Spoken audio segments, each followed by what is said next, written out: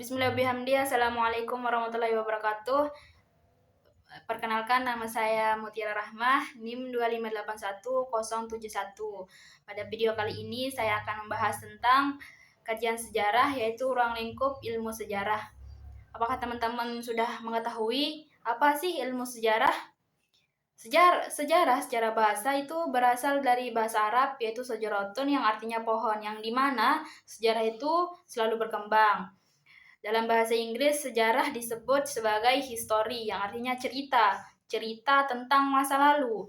Dalam bahasa Yunani, sejarah disebut historia, yang berarti belajar atau pengetahuan. Secara umum, sejarah adalah ilmu yang mempelajari tentang peristiwa-peristiwa masa lalu, terutama yang berkaitan dengan manusia dan kehidupannya. Sejarah bukan sekedar cerita, tetapi merupakan rekonstruksi penyusunan kembali peristiwa-peristiwa masa lalu secara sistematis dan objektif. Selanjutnya, yang kedua itu adalah sejarah sebagai ilmu dan seni. Sejarah sebagai ilmu memiliki sifat yang empiris berdasarkan pengalaman atau fakta. Yang kedua, memiliki teori atau metode dan sistematika tertentu. Yang ketiga, objektif berdasarkan fakta. Lalu, sejarah sebagai ilmu yang pertama, memerlukan imajinasi dan daya kreativitas tinggi, cara penyampaian menarik, hidup. Yang ketiga, penulisan sejarawan memiliki gaya penulisan yang khas. Unsur-unsur penting dalam sejarah pelaku, yaitu manusia, ruang, dan waktu. Manusia adalah pelaku utama dalam sejarah. Manusia berperan sebagai subjek yang menciptakan peristiwa dan objek yang terpengaruh oleh peristiwa. Yang kedua itu ruang, yang dimana lokasi atau tempat terjadinya peristiwa. Ruang memberikan konteks geografis pada peristiwa. Dan yang ketiga adalah waktu. Kapan peristiwa itu terjadi? Waktu memberikan urutan dan letakkan kronologi yang jelas. Selanjutnya, sumber sejarah dibagi menjadi dua, sumber primer dan sumber sekunder. Sumber primer merupakan bukti langsung yang berasal dari saksi mata atau pelaku yang terlibat langsung dalam peristiwa tersebut. Contohnya, proklamasi kemerdekaan, prasasti, foto atau video peristiwa asli, atau catatan harian pelaku. Yang kedua adalah sumber sekunder, merupakan sumber yang dibuat oleh orang yang tidak menyaksikan peristiwa secara langsung, melainkan disusun berdasarkan informasi dari sumber primer, sehingga bersifat analisis, tafsiran, atau ringkasan, biasanya muncul setelah peristiwa usai. Contohnya itu buku catatan tentang peristiwa-peristiwa bersejarah. Kedua jenis sumber ini sama-sama penting dalam ilmu sejarah, namun sumber primer dianggap lebih utama dan diandalkan oleh sejarawan karena keasliannya, sedangkan sumber sekunder berfungsi untuk memperluas pemahaman dan menyajikan interpretasi yang lebih mudah oleh masyarakat luas. Selanjutnya, dalam ilmu sejarah, perjalanan kehidupan manusia secara garis besar dibagi menjadi tiga. Yang pertama, masa prasejarah, yang kedua masa klasik atau kuno, yang ketiga masa modern. Kita akan bahas yang pertama, yaitu periode sejarah masa prasejarah. Masa prasejarah adalah di mana manusia belum mengenal tulisan. Manusia hanya mengandalkan pengetahuan yang berasal dari peninggalan masa purbakala seperti fosil, benda-benda, alat bantu, dan lukisan gua. Oleh para ahli, zaman ini dibagi menjadi dua, yaitu zaman batu, Pleotikum, Mesolitikum, Neolitikum, dan Megalitikum. Kemudian dibagi menjadi zaman logam juga, penunggu, dan besi berdasarkan tingkat teknologi yang digunakan manusia dalam memenuhi kebutuhannya.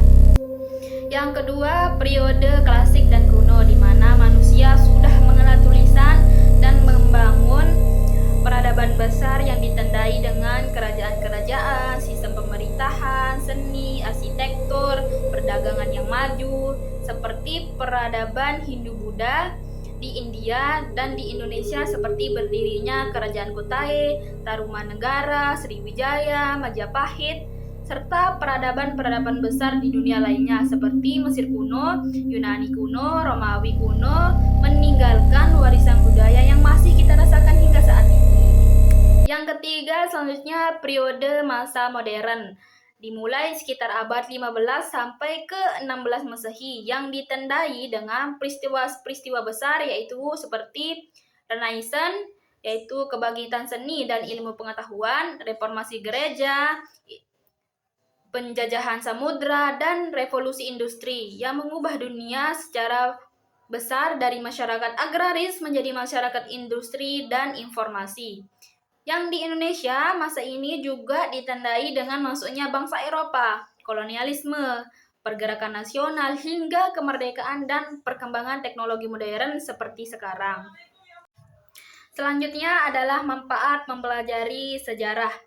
Yang pertama, kebijaksanaan. Sejarah mengajarkan kebijaksanaan karena dengan mengetahui kejadian masa lalu, kita dapat mengambil pelajaran berharga sehingga kita tidak mengulangi kesalahan yang sama dan mampu membuat keputusan yang lebih bijak dalam kehidupan sehari-hari maupun sebagai bangsa.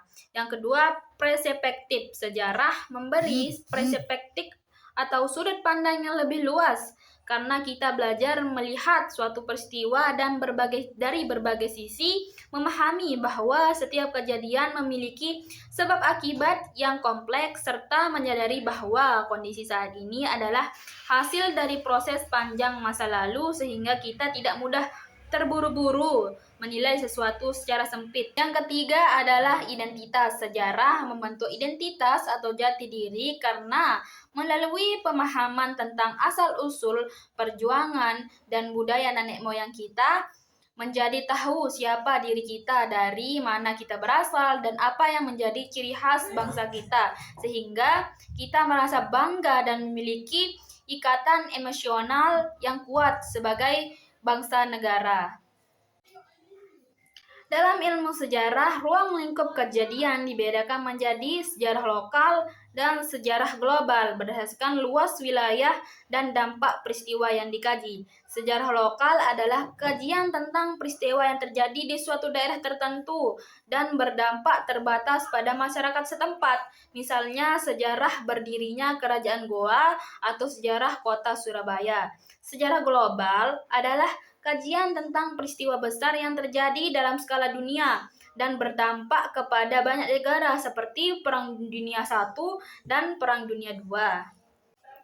Meskipun berbeda, keduanya saling berkaitan karena peristiwa global dapat mempengaruhi daerah lokal dan sebaliknya, peristiwa lokal bisa menjadi bagian dari sejarah global. Mempelajari keduanya penting agar kita memahami sejarah dunia sekaligus menghargai kekayaan sejarah di lingkungan terdekat kita. Selanjutnya, masa depan kajian sejarah. Kajian sejarah seiring dengan perkembangan zaman itu selalu berkembang. Jika dulu sejarah hanya fokus pada raja dan perang, sekarang sejarah meluas. Pembahasannya mengenai sejarah sosial, budaya, perempuan, hingga lingkungan teknologi seperti kecerdasan buatan. Dan arsip digital membantu sejarawan dalam mengelola data yang cepat dan akurat, serta menyajikan sejarah melalui film, animasi, dan realitas virtual yang lebih menarik.